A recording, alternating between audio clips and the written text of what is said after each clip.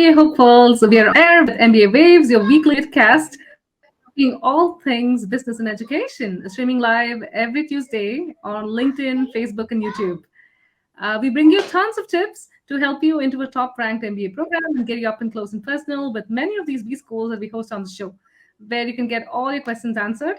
And if you like this week's episode, please don't forget to like and subscribe.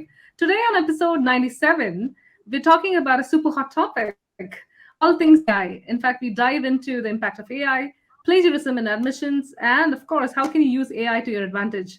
As always, I'm your host, Krithika Srinivasan, joined by my co-host, Eric Lucrezia of Candidate Coach, and Bara Sapir, Director of City Test Prep and Mindflow. How are you guys doing, Bara and Eric? Good. I'm excited. I would love to invite our guests to introduce themselves. So, Gonzo, why don't you start? Yeah, hi everyone. My name is Gonzalo Tudela, or Gonzo for short, and I am the co-founder and CEO at Examined AI.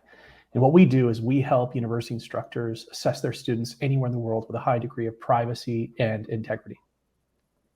Nice. And Brad, you want to introduce yourself? Yeah, also part of absolutely. Examined? Yeah, thank you so much. I'm one of the co-founders at Examined, but I was also a professor at IE Business School and taught in the MBA program there. And also before that, I taught in the MBA program at The Ohio State University. Nice. Welcome. And also with us, we have a colleague and fellow admissions consultant, Pamela Jaffe. Jaffe. Hi, my name is Pamela Jaffe. I'm founder and run the Jaffe Advantage, which is an admissions consulting firm. So very excited to hear from the experts on AI. And you're in New York today, right? I'm in New York, yes. And Brad and Gonzo, where are you guys at right now? Yeah, so I'm up near Niagara Falls, kind of just about 30 minutes from Buffalo, that kind of region. And I'm in Utah. Nice. All right, so we're all over the world. Great. All right, so I would love. Go ahead. You start it off with one of the most important questions, I think. So we have calculators, then the internet, and now the next big threat is AI generated writing. So what do you think is the impact of AI on education? And any of our guests can handle that, tackle that question in any order you like. Yeah. Go ahead. I'll just start from a non-tech standpoint. I think it's going to be huge. I already hear about people using it in business, and that means that universities are going to have to prepare their students to use it. I spoke with a former candidate recently, and he said some professors are embracing it, some aren't. So I think it's TBD. Yeah, I think there's a couple elements. So first, as with any technology, we have to look at it as it's an enablement, right? It's technology is the technology, but that's not really the message. The message is what is it enabling? What's it going to do? What's the power? I think that the impact on technology is it's going to be a compelling event for higher education to kind of rethink and modernize a bit as to where we're going. Because for long, we've kind of a little bit ignored how and what we do in work with things like closed book exams, and we're kind of missing the mark a little bit. So we're going to have to kind of modernize. And I think the second major impact is going to be really solving the Bloom's Two Sigma problem. So I think it was in the 70s or 80s, Bloom came up with Bloom's taxonomy, and also there was this paper that he wrote that those who can engage in one-on-one tutoring and mastery practice, aka practicing the knowledge that they've learned, will perform better than 98% of the class. And so when I mean solving the Bloom's Two Sigma problem, what I mean specifically is enabling that potential one-on-one tutoring at scale and enabling that high velocity of different practice to master your knowledge. I think that's going to be the secondary effect. Are you guys all familiar with the Bloom's? What is it? The Bloom? I'm not. Where does that? Do you want to give a little background on that if you can? Oh, for sure.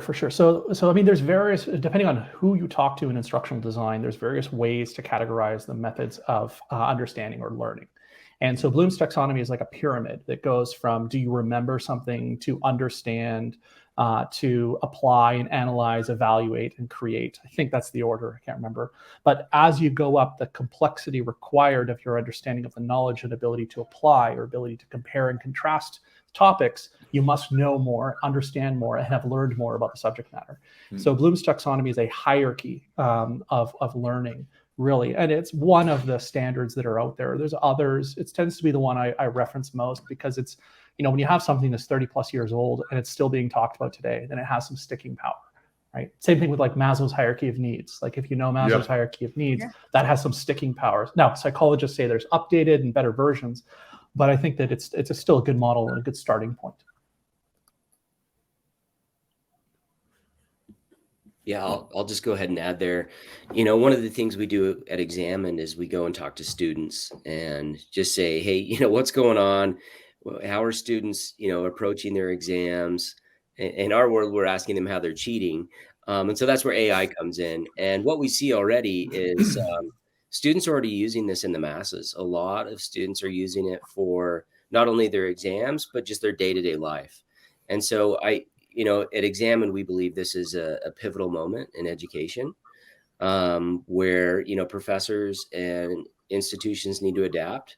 We're already seeing students doing that. They're writing essays with it. They're writing cover letters. They're writing maybe admissions essays. And so it's a big deal. No question about it. And just to echo that one conversation, that one topic, I mean, the speed at which ChatGPT has been adopted is unlike anything we've ever seen before. I mean, to give you an example, like Facebook was a pretty viral sensation. It grew pretty quickly. It took 10 months to get to 1 million users. Twitter took 2 years. ChatGPT took 5 days. And I heard about that. Yeah, and that's just 1 million. But 1 million's one thing. To reach 100 million is something different, right? So you think about like Spotify took 55 months to reach 100 million. Instagram took 30 months, I believe, 30 months. TikTok, super addictive, 9 months to reach 100 million users. ChatGPT took 2. Like we're talking about one of the fastest growing adoptions in history. Wow. And I think it's not just ChatGPT, it's also the host of other AI tools and the AI so-called plugins that we have that can write copy for you. And from that to anything relating to marketing or anything else, and I was very fascinated to hear about some of these tools that can be used for even Bloomberg is like having its own AI host of tools for some of its proprietary data. Yeah, I mean, we've actually did a proof of concept. Johnny created a ChatGPT plugin just for our own internal usage. And what we're able to do is just in plain language, analyze anything we wanted to in our data set. Like we were just like, hey, show us the average score, give us a score distribution, give us a chart, update the scoring. Like it's extremely powerful. And I think that the key is we can just change a little bit on the tone in terms of AI and talk about large language models or generative AI, right? Things that can generate. That's really the enablement. And OpenAI's been working at this for 7 years. I think what happened with ChatGPT, and it's kind of the catalyst, is that's when it crossed the chasm, right? That's when it started hitting mainstream. And now most people still say ChatGPT, even though GPT-4 is out and available and you can work with APIs now. And it's significantly better, not a little bit, like significantly better. Yeah, I've seen that in areas like in math calculations and in science and statistics. I've seen that the GPT-4 has made leaps and bounds. Whereas I think in GPT-3, it was already kind of quite good with more verbal, language stuff. But you guys at Examine, you've been around for a number of years already. Do you want to share a little bit about the origins and like what you guys do in a bit more detail? Yeah, for sure. So the origins come down to when my wife and I went to Madrid, went to IE. That's where I met Brad. And she came home one day. Then we went there during the pandemic, just to give some context. And she came home and she said, I just don't know what to do. I said, well, what do you mean? She said, my whole class is cheating on their exams. And she opened up WhatsApp, showed me all the exam questions, the course hero check, Quizlet pages.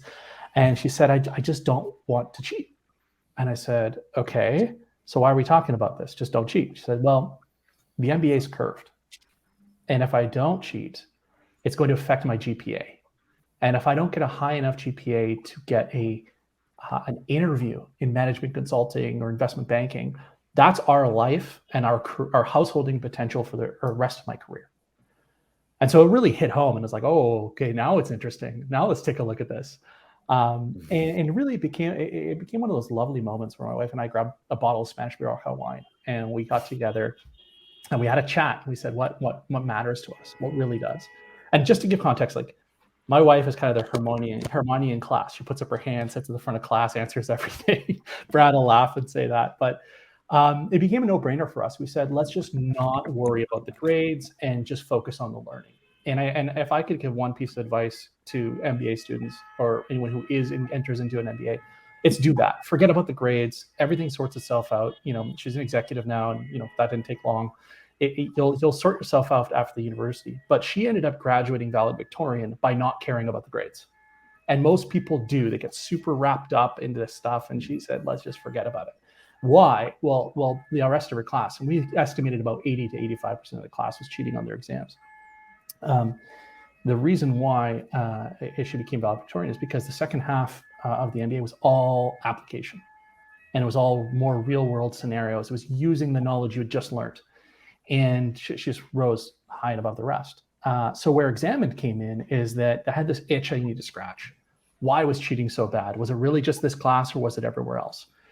So what led to, taking out a few students for beer after every exam, and led to meeting instructors like Brad and other instructors at 30 different universities, led to realizing that online proctoring is a terrible idea and a terrible solution for the space of assessments. I think it just doesn't work, and it's not good for people.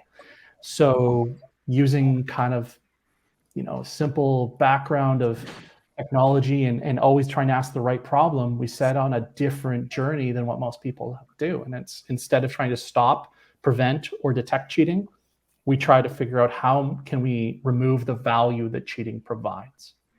And from that perspective, we came up with Examined and have a totally different way of approaching assessment.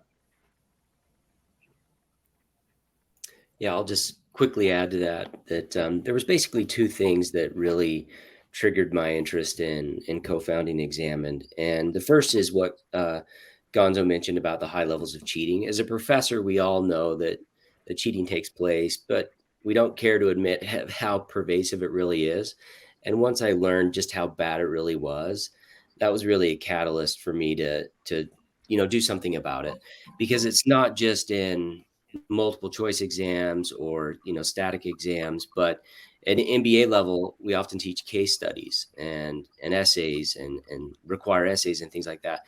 And to learn that it's just as pervasive in those areas as well was a real eye opener for me. And then the second thing that I already alluded to was we really believe in going out and talking to students and instructors and ask them what was going on. And in some of these student interviews, I learned how bad the situation was for these students. And I felt horrible as an instructor. I often refer to my students as my kids, right? And I was just devastated to see how, how devastating this situation was for students of choosing between cheating or not cheating, or they have anxiety and they have to deal with a camera and lockdown browsers. And so I thought, we got to do something better here. So that's how I jumped in after I met Gonzo.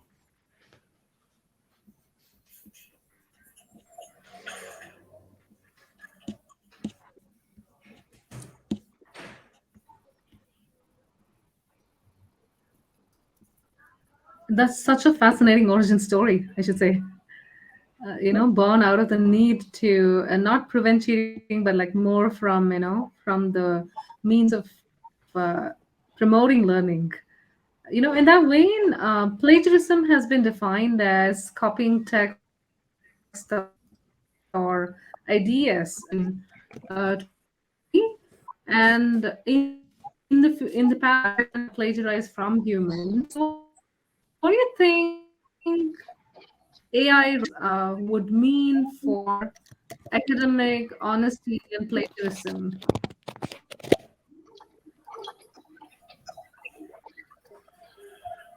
Yeah, so I'm happy to take a bit of this one. So I'm a big fan of, first principles thinking, right? And I think there's a quote from Albert Einstein that was something along the lines of, if I had 1 hour to solve a problem and my life depended on the solution, I would spend the first 55 minutes determining the proper question to ask. For once I knew the proper question, I could have the problem solved in less than 5 minutes. And I think there's a lot to be said about that. And I think that when you really think about innovation, you can't take it from analogy and then reasoning. You have to bring it down to its first principles. And Elon Musk is famous for showing this with things like SpaceX, right? Basically saying like from a first principles perspective of physics, we should be able to land a rocket. And everyone's like, that's crazy. He's like, well, here we go, we did it. So of course it was his team. But so coming back to this, and I say, well, what is plagiarism? So if plagiarism is using someone else's work or using tools to help you in your work at creating content, then the whole world plagiarizes every day in work, all the time, constantly. You go to Twitter, that's pure plagiarism every single day, right? If I didn't retweet and I just copied something else, that's plagiarism. So there's a really big problem in higher ed with regards to plagiarism and the way we look at the problem. And I think that there are two elements to that. So firstly is, if the world is doing this, is this really the model we should be using? Should we be looking at plagiarism and like stopping people? Well, the root cause of that is because we have not been able to distinguish between writing and critical thinking. It's been writing, the essay itself has been a proxy for critical thinking in higher education. And it is a great way to teach critical thinking. But what's happening with large language models and generative AI, specifically where we're talking about today, like what we understand as ChatGPT and stuff like that, because there's a lot of other stuff, is that writing is decoupling from critical thinking, right? Just like mathematics was decoupling from the work being done by a calculator. I know that's an analogy. I said I shouldn't use analogies, but that's one element. Now the question is whether or not AI can get into critical thinking and logic and reasoning, which it is already showing. So maybe it is not going to decouple and it will be the same. So the first problem is that we need to find new ways to think critically with regards to plagiarism. The second problem, and this is another root problem, the reason we need plagiarism detection, or the industry always asks for it, is because we only have one measurement of a student's final report. They send in the essay, we only look at the final. We have no indication of what's being used to create said essay. And this comes in a huge problem when you think about admissions. Admissions usually has a standard essay that you're going to put in, or you're going to put together this, package, right? So how much of it was plagiarized or not? If you can't detect plagiarism, which, by the way, plagiarism detection is a futile effort. It will not work in the long run. You've heard it from me. So why? Technical reasons I'm not going to get into. I'll get to that in a second. Let me just finish this one piece. All right. So the root issue is we only measure the final essay, which means the natural next move for assessment in higher ed and admissions is to measure the progress it took to create said essay. So instead of having an unlimited time and submit your essay by the deadline, what we might start to see is you have a fixed time window of X, 2 hours, 4 hours, whatever, and you must do everything in this platform. Therefore, we can measure all the things you did and what you were trying to do to create said essay. Oh, by the way, here's ChatGPT and you can use it to help you. Why? Because you can gain so much more insight to how a student or a person thinks by how they use AI, how they prompt it, how they work with it, and how they take said information and finish their essay, right? I don't think like testing whether or not someone has good grammatic abilities is worth any time and salt anymore. You know what I mean? Like it's just not there. So my perspective on higher ed and where assessment is going, and with plagiarism, is that I think that plagiarism detection is futile, and we're going to move more towards measuring student progress instead of the final output of a student. And I think that critical thinking and writing is going to start to detach. We might see more scenarios, more applications in assessment, that kind of stuff.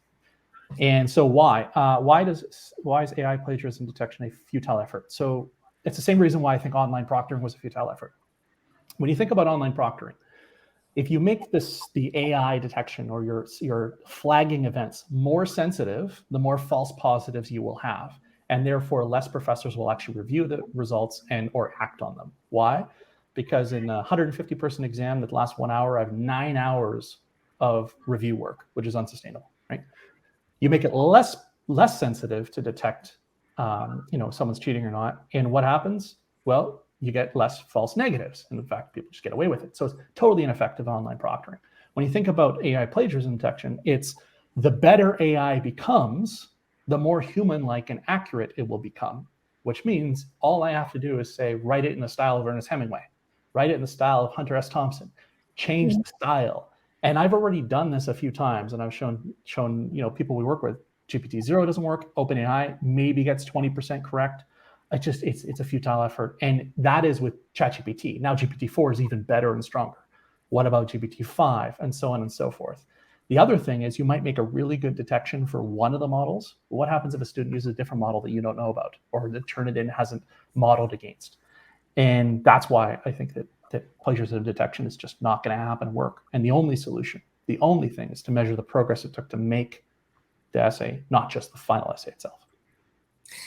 I want to, oh, sorry, Pam. I just want to jump in real quick, which is super interesting because we've had ETS folks online and we've been talking about the new GMAT that it's not going to have an essay as part of the process. And when we brought it up with the ETS folks, they're like, it's saying exactly what you were saying, that we really actually need to have a designated time where people are writing and we can see in that real time how people are producing their work. Now, granted, they're not seeing the progress the way that you're talking about it, but it's interesting that GMAC has totally gotten rid of the essay portion of their exam.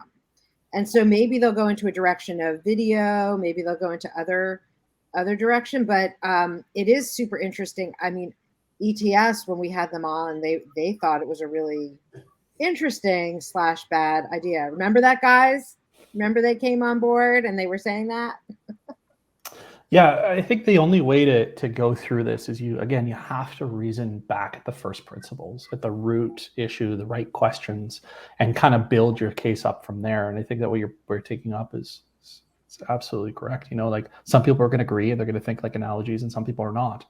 And I do believe that that we're going to enter an era of experimentation where higher ed cross disciplines are going to realize this affects everyone. It's not just physics or it's not just English. It's like every faculty, and they're going to experiment. And we'll see a slew of papers. We've just released one with IE, funny enough, about how we incorporated ChatGPT into an examination. So students could opt in to using ChatGPT to answer their multiple choice questions. And if they did, the question would change relative to what the result was from ChatGPT to a different question. And so that was a form of adaptive testing that removed the value of a student using ChatGPT to cheat on their exams, right? And so that's the perspective. That's where we're going to have to go. What was the end result? It was fantastic. It was fantastic. I mean, of course it was fantastic. We did it. No, of course. I'm just joking. No. So what it was we had 112 students in a control and 108 students with the ChatGPT exam, and the score distributions were near identical. The class averages were off by, I think, 0.8%. It was very close. Standard deviations were pretty much near identical. But that's because what we did is we did a weighted scoring. So what does that mean? That means if you did choose to use the ChatGPT question, you could only score partial marks because the next question was, AB, right? So if you had a probability of guessing on A, B, C, D, it's 1 in 4. It's a 25% chance. The second question was a 50% chance at getting 50% of the points. So it remained that weighted probability of failure. And so by doing so, by designing an assessment and designing a scoring mechanism that weights towards the critical thinking, we were able to get near exact results. So we were very happy with it. We actually have a paper. I can post it somewhere. Yeah, definitely post that. Did you ask the participants prior to their participation if they felt that they were equipped with the knowledge that the exam was going to require of them? So I'm not sure what I understand what you mean. Well, meaning that if you gave them an exam and someone's using AI, then they might not start out knowing any information about what the exam is about, versus if someone knew something about the exam. Like, I'm just wondering how you qualified the two different groups and what their knowledge was. Fantastic. So high level, this was a live master's in management exam for operations and logistics. And the professor, Daniel Corsten, is a tenured professor at IE. So he delivered the same exam with what we call dynamic questions, which we're not going to open that can of worms today, in his class in a previous semester. And then so the same content, just new variants of those questions were delivered to these students. And what we did, let me just read it, is we basically read this prior to their examination. We said, today your exam will have something new that you may not have seen before. You will have the option to have AI answer some of your questions in your exam for you. If available, there will be a yellow button at the top right of the question that says Get AI Answer. If you choose to use the AI, then you won't be able to score full points on that question, only partial points. The system will tell you how many points you can score before you confirm to use the AI. So this is entirely opt-in, okay? Once you confirm that you want to use the AI, you will then your question will then ask you a simple yes or no question onto whether or not the AI response is correct in its entirety. For anyone who does not want to use this feature, just go through your exam that you normally would any other exam. So there's really like no major difference if you didn't want to use it. The only way to score 100% on this exam is not to use the AI feature. The choice is entirely up to you, and your score will reflect your decisions throughout the exam. As a reminder, closed book, yada, yada, yada. So the concept here really is it's a form of adaptive testing. And really our whole hypothesis was, what's the moment when a student needs help? It's when they're in that exam and they can't quite remember how to approach a problem. And they don't want, they're literally going to guess. So what value is it to have students guess when they don't know?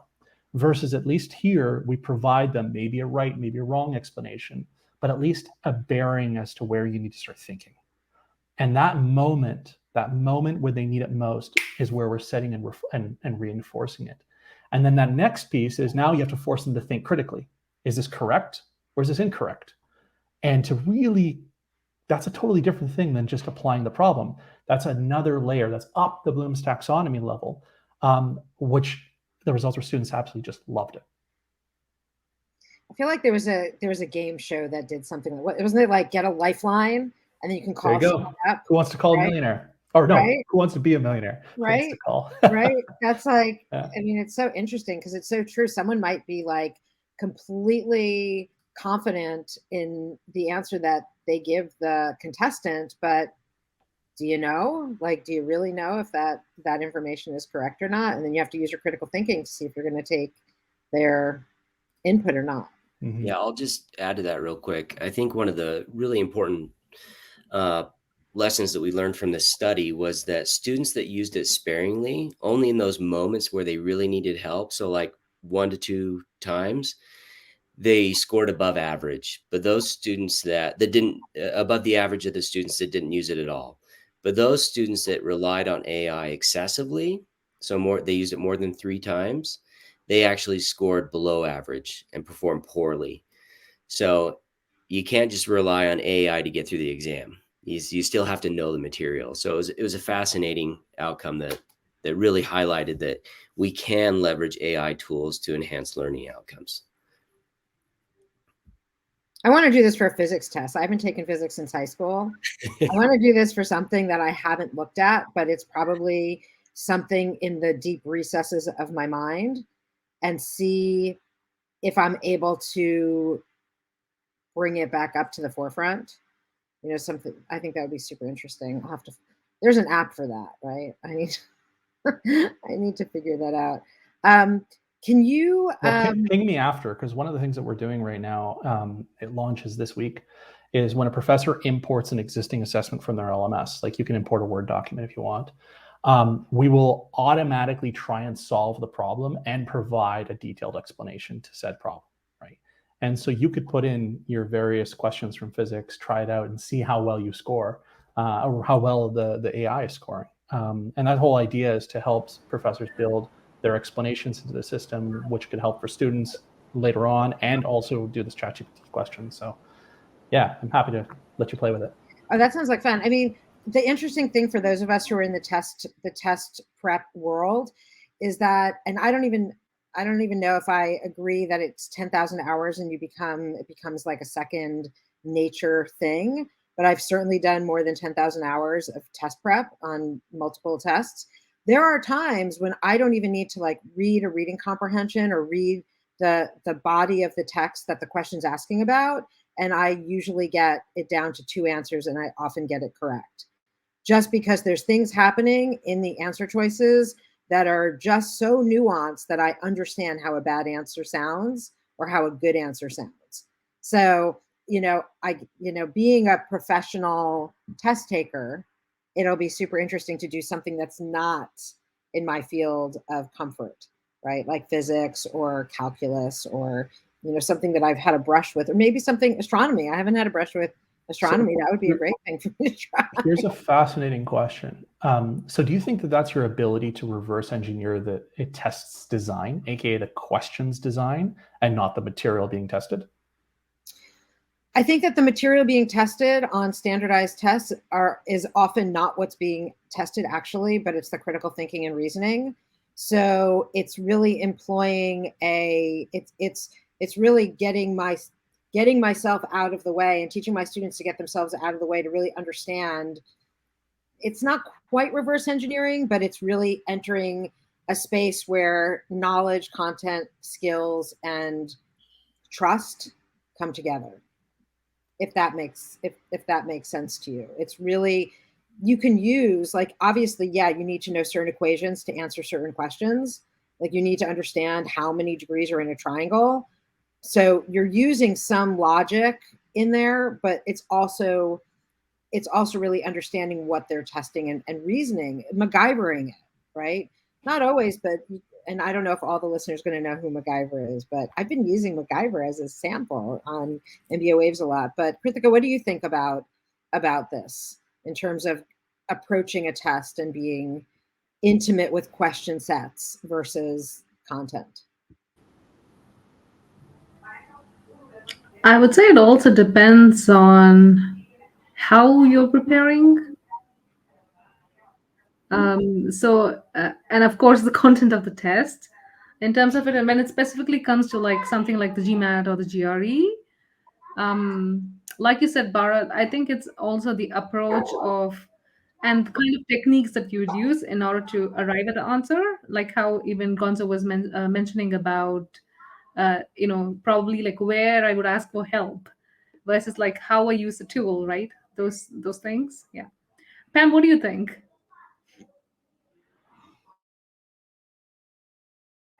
But can you hear me? It just says, okay. So first of all, I have sort of 3 things I wanted to mention, more in terms of admissions essays than anything else.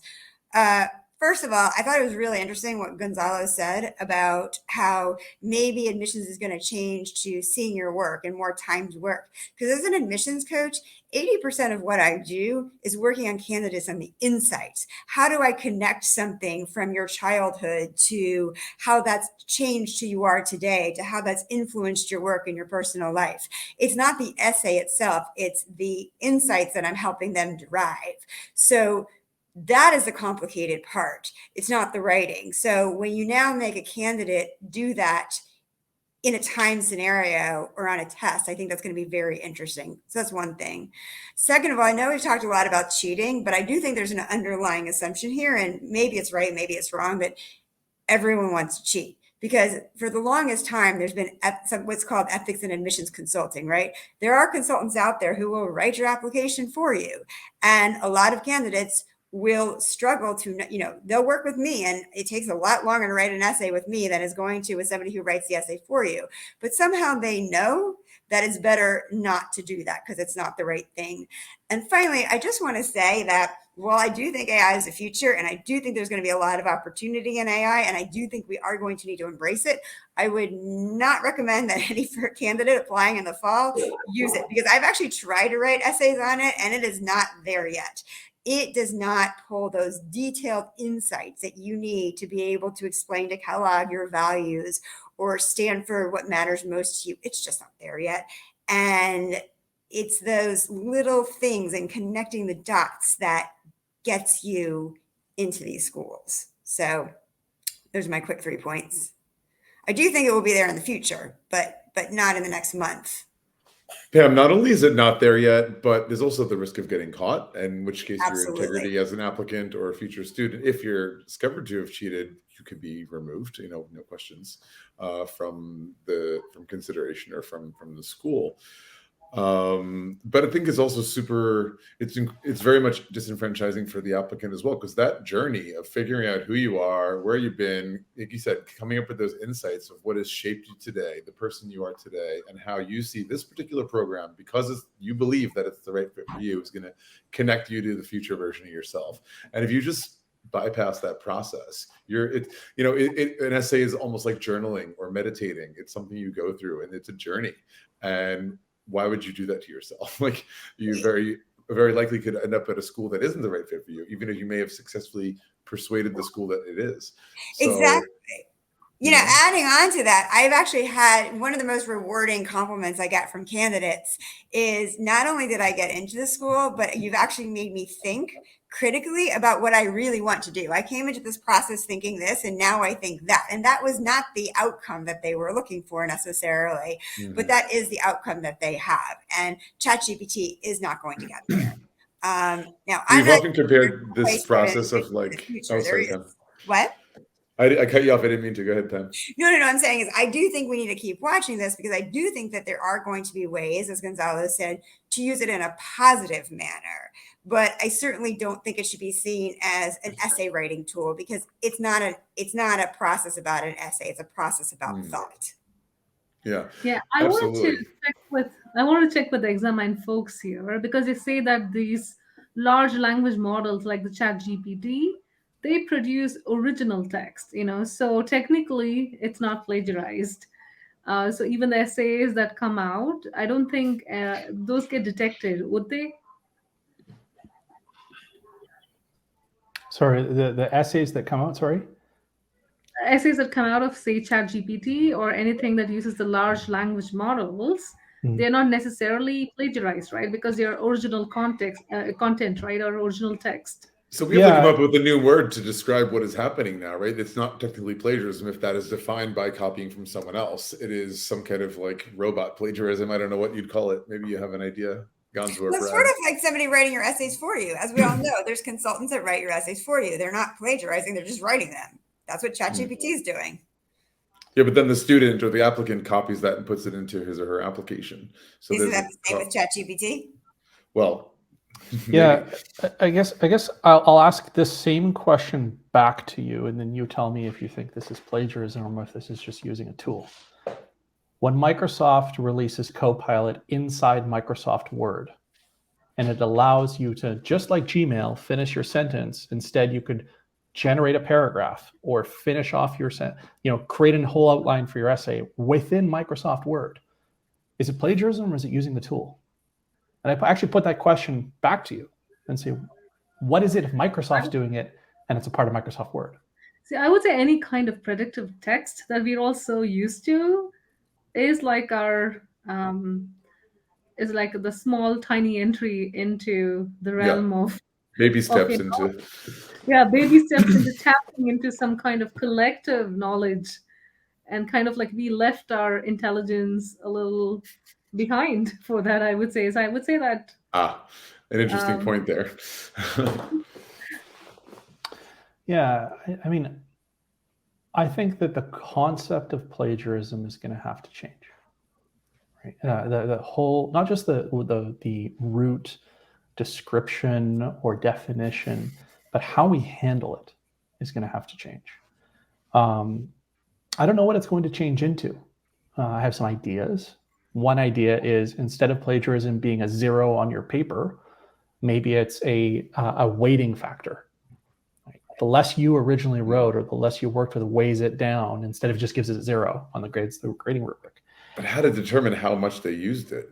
It's almost like like a weighted average. If you were in an honors program, you would get your final grade weighted up because you were in a more challenging program. This would be like a down weight. Yeah, and so this is all research that has to happen. And so, as an example, like, would you like? Here's a question: when it comes down to it, like, you're getting your MBA so you can get a better job, and you want to be in a better employee. Like, an employer is looking for you, and so this piece of paper carries a lot of weight. This credential carries weight.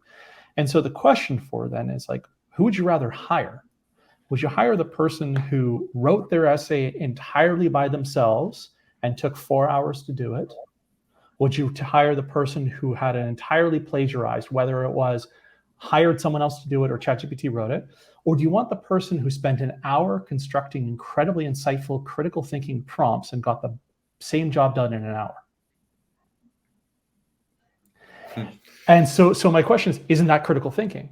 They were insightful, they were working on it. And so when I say measuring students' progress, I believe we give the tool inside of the platform and allow students to use it and create analytics around what is critical thinking.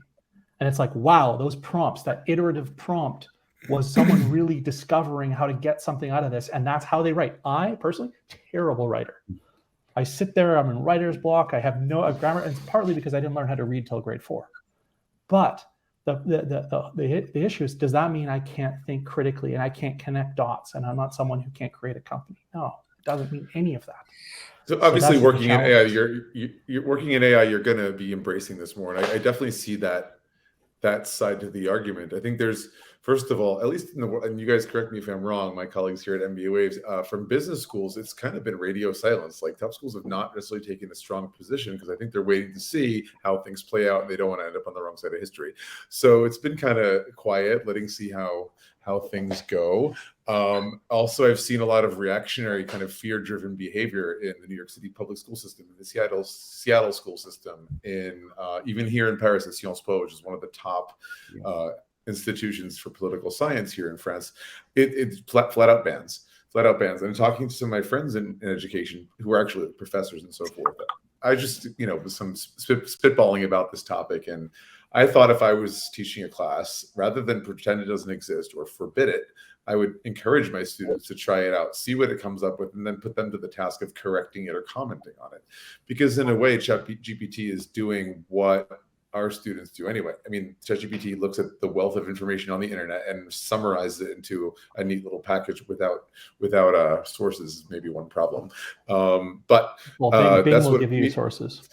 Oh, there you go. Well, see what our students do. They take a class for a semester. Let's say it's, British literature, right? And then you learn a bunch of stuff by reading books, from discussion in class, perhaps watching videos. And then you're expected to write an essay to summarize what you've gleaned from all of this in your own words. So it is like a taking what's out there and restating it kind of tool. And maybe the idea of using it to get you started and then fixing it, tweaking it, correcting it, making it your own is the way to approach it, because like the tools are there and they're going to just get better and better. So shouldn't we teach our students to use the newest tools in a way? This is the argument. This is the conversation or the debate. I want to throw this in because I'm just realizing that when I was a professor of fine arts, I gave an assignment that was, I wanted them to replicate something.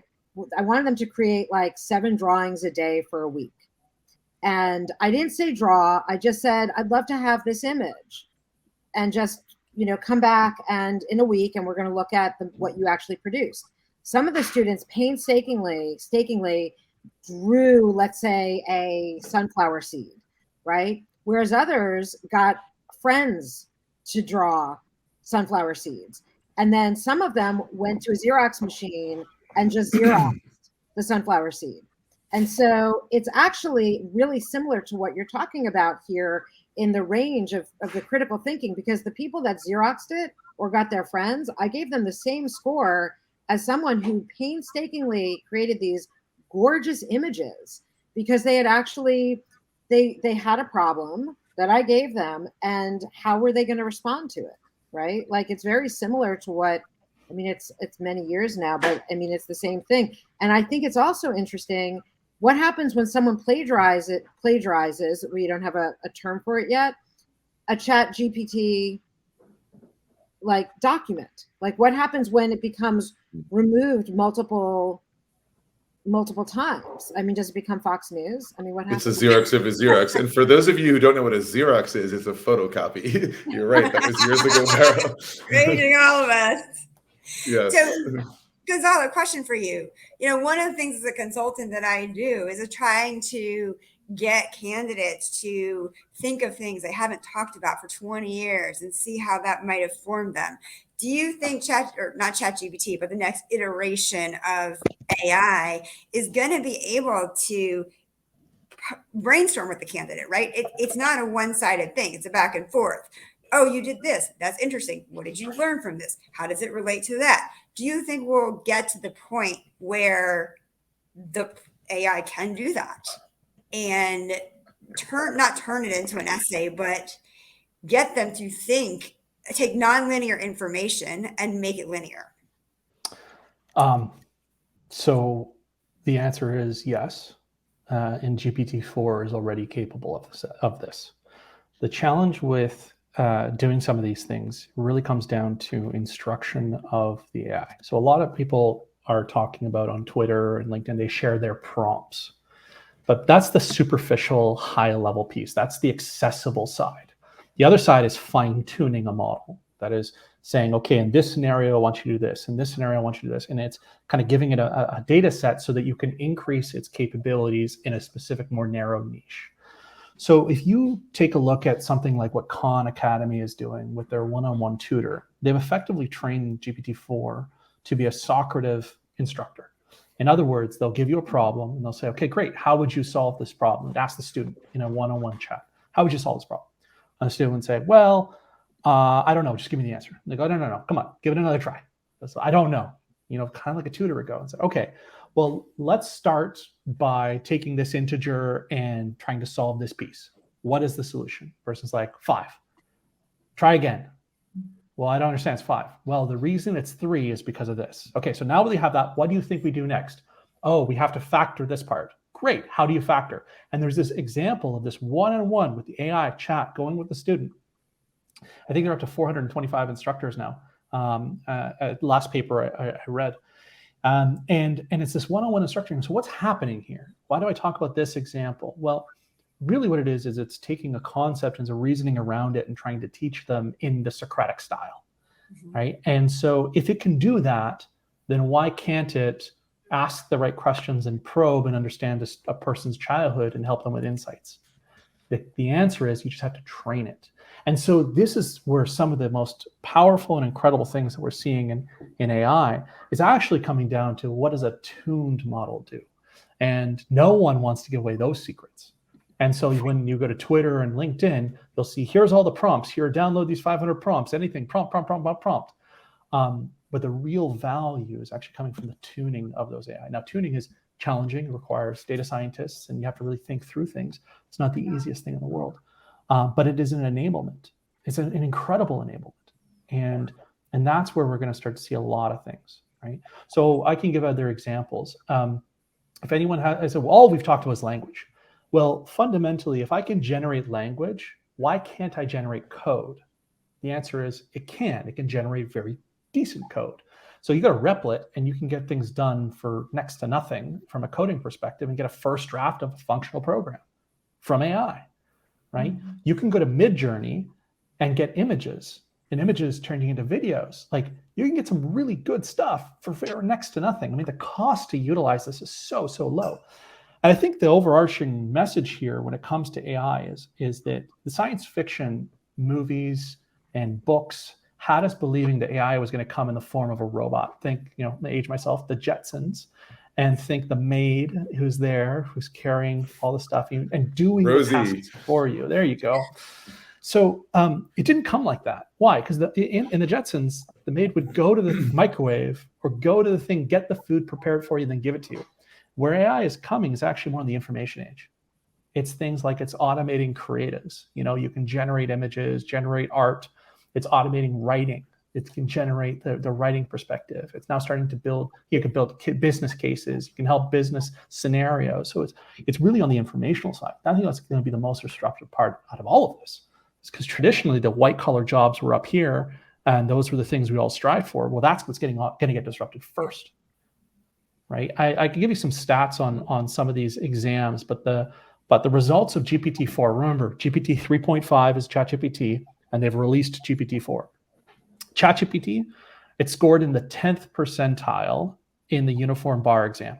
Okay, so getting into a lot of the bar exam, 10th. GPT-4, 90th percentile. Okay, the LSAT, ChatGPT, 40th. LSAT, GPT-4, 88th. The SAT, evidence-based reading and writing, it scored 93rd percentile. And the GRE verbal, 99th percentile. Those are incredible scores, right? Wow. Those are phenomenal. And the jump from GPT-3 to that was just a matter of months. And so imagine what can come. Now, I do think we're going to hit the law of diminishing returns. We're going to be going there. But everyone says, oh, it's not good at math. Well, a fine-tuned version might be better, or a different model altogether. Do you have any idea or way to explain what is happening behind the scenes? I know it's just code, right? But like between 3 to 4? Okay, so between 3 and 4 is a very complicated thing. Let's zoom back to first between programming and AI, right? So programming follows what we call a linear set of instructions. If this, then that, right? So you have to program every scenario you can think of. And when you don't program a scenario properly, error, okay? That's software programming. Machine learning, artificial intelligence, kind of what we're talking about right now, is creating and programming a model that reduces statistical error. So it creates a probability of being correct, and then you create a threshold, cutoff of what is correct. So what that means is I can feed it a bunch of data and say, okay, generate a model. Think of like a statistical line that produces the least amount of squared errors, right? Well, here's a new data point, right? Something you've never seen before. Instead of giving you an error, it's going to say, this is probabilistically this is what I think it is. And so that foundation of minimizing statistical error is really what this is all about. But the layers and layers of complexity in mathematics and the amount of volume, the amount of parameters to make this model fit is just so large now that it can generate new stuff.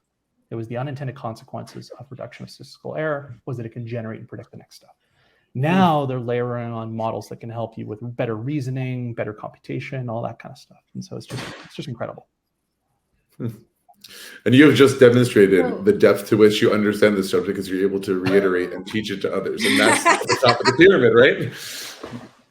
Trust me, it's hard keeping up. I'm quoting to people that are in higher ed. Like I was just talking with ASU. I was just delivering a keynote at Auburn, and I just sent them a paper that was released 4 days ago. Right? That's how fast this is going. And that paper 4 days ago is changing our views already.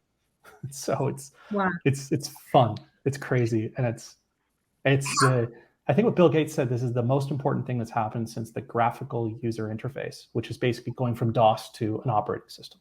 Oh my goodness. How many of those million users in 5 days do you think understand this? Or maybe it's more now. Of the universe of users, how many do you think are at that? You're obviously at the top of the pyramid. You know how to use it. Nowhere near. Guys, in this room you are. I mean, I'm trying to think, could a candidate actually do any of that right now unless they were very, very, very knowledgeable about this? Okay, so I think that's the wrong way to think about it. So It's not a technical and understanding the technical implications. It's technology. Steve Jobs nailed it. Technology is all about the user. It's user experience. They shouldn't know it's AI. It should just work. They don't need to understand. So as an example, I give an example of a startup I was talking to in EdTech, and they said, practice another language as much as you want in conversations, but it's not a person, it's AI. And I'm like, no one cares. Just tell me it's on-demand practice, right? Like, I don't care that it's a robot. In fact, I trust it less. So that's the message here. The message is that this is a user experience thing. And so with the release of ChatGPT, it became an interface that the average person can work with. Whereas prior to, with GPT-2 and GPT-1 and GPT-3, it was all application programming interfaces and a playground where people who were in tech knew what was coming, were able to work with it, but it wasn't accessible to the masses. So I believe that the reason we see the advent of a very fast adoption had everything to do with its accessibility as an interface. Right. Now, I've talked about becoming mainstream, and that's exactly it. It's accessible and it's to the masses. Yeah, and so I've talked a ton. I'd love to see what Brad thinks about this perspective, AI, and brings back to education and what you think is going on here, Brad. Hey, thanks for putting me on the spot, Gonzo. You know me. I always that's nudge great. you to grow. Two things. First of all, I think Gonzo hit it spot on that previous to AI, we were in a very binary world, meaning you either plagiarized or you didn't, right? You missed a citation and now you plagiarized, right? I think we're moving away from that. It's a binary system. So I think we're going to have to reassess how we actually give assessments, right? So one way in which we're thinking about that now is moving towards what we call more authentic assessments. So for example, Pam, when you sit down with one of your clients and you have that one-on-one conversation, you can get very deep into their personal life, right? And who they are. Well, that's the same thing as a professor. If a student comes into my office and I start asking them questions, I can quickly gauge how well they actually understand the material, right? Whereas in some assessments, I just give them a piece of paper and they, fill out the bubbles and I just see the end outcome. I don't really know. Are they just a good test taker or do they really understand the material? So I think AI is pushing us now towards, we got to get more towards authentic assessments, but how do we do that at scale? So I think AI can actually help us with that. And Gonzo can speak a little bit about how AI and can recognize text and things like that to help us go more towards oral exams. But I think we have to find a better balance in how we assess students. And I think that's where AI can really actually help us instead of us being scared. I think it opens up new ways that we can reach authentic assessment that we never could before. So I'm pretty excited about it. We're not there yet. And this is the conversation that we're trying to have. And I think Gonzo correctly points out, it's this idea of measuring progress or where people are at and how they adapt and change that we've never been able to do well. So I'm optimistic that AI is actually going to be a beautiful thing. And hopefully that transitions into admissions, right? And how we actually gauge who people are. I think it has to, because if it's in the business world, then universities have to start using it. And if universities start using it, admissions is going to have to start using it. Exactly. Yeah. Yeah. So I think AI, that's what I'm excited about. Go ahead. Yeah, I would have this question for both Brad and Gonzo. How do you think MBA adcoms should now evaluate essays?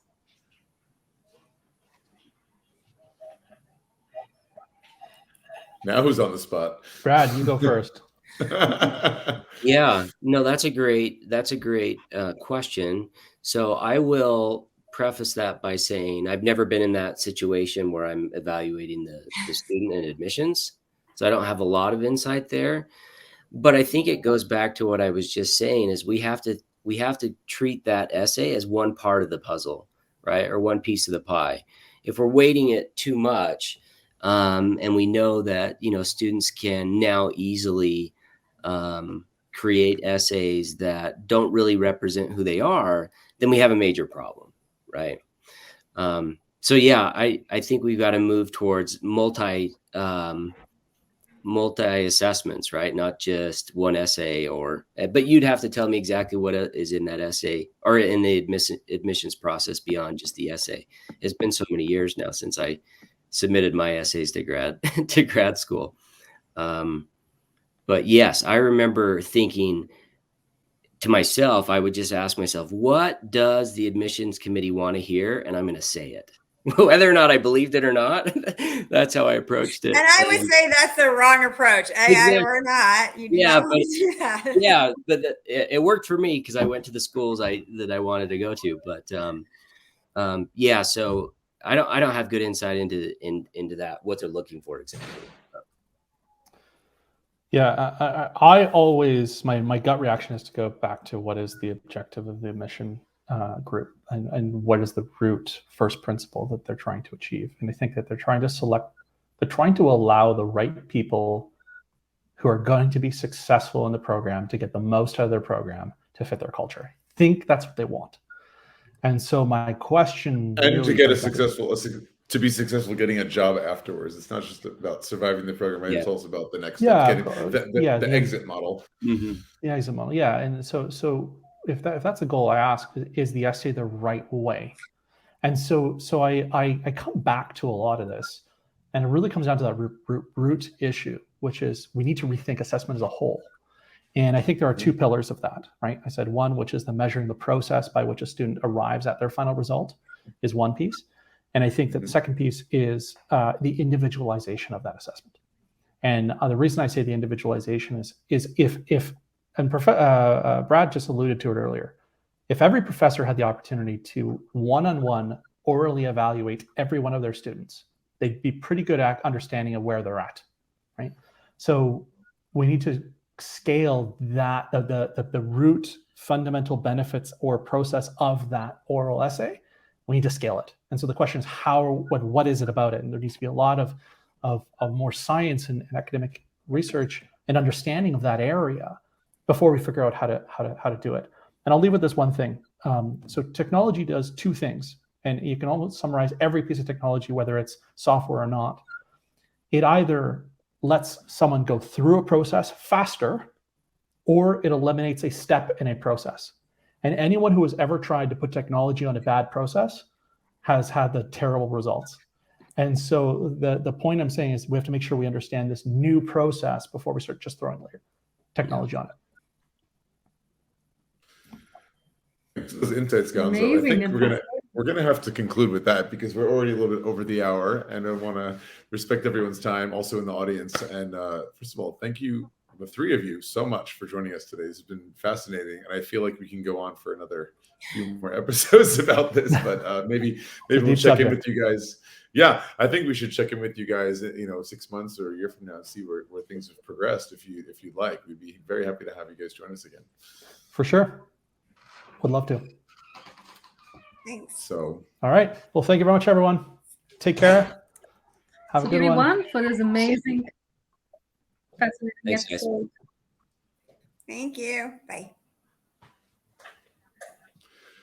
guys, thanks for joining us on MBA Waves. If you like the episode, So, don't forget MBA to give us a like and be sure to subscribe just to get more information. And for the calendar of upcoming episodes, check us out at MBAwaves.com.